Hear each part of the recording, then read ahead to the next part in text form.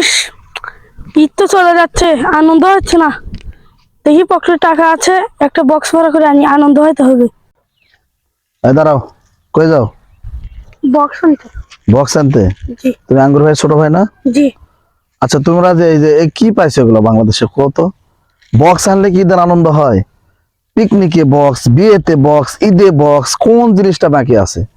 এমনকি হিন্দুদের পূজা হয়, মুসলমানের ছেলে পেলে বক্স নিয়ে আসে। এটা কোন ধরনের সংস্কৃতি?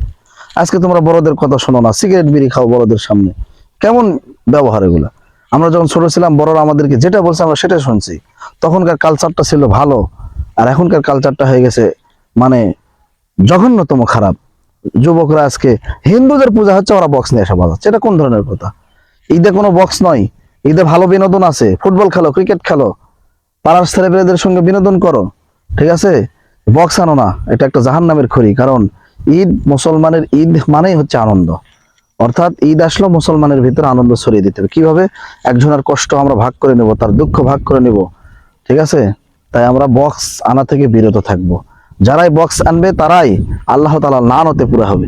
আচ্ছা, তোমরা যে বক্স আনো, ওই এলাকায় তো একটা মানুষ অসুস্থ থাকতে পারে। সে, তোমরা সারা রাত বক্স বাজাও, এই বক্স সারা রাত বাজানোর কারণে তার ঘুম না হতে পারে, সে মারাও যেতে পারে। এই জন্য এটা থেকে সাবধান থাকতে হবে। ভিডিওটি ভালো লাগলে সবাই শেয়ার করে দেবেন। আর বক্স আনার চিন্তা ভাবনা কোনো ঈদে আপনারা করবেন না।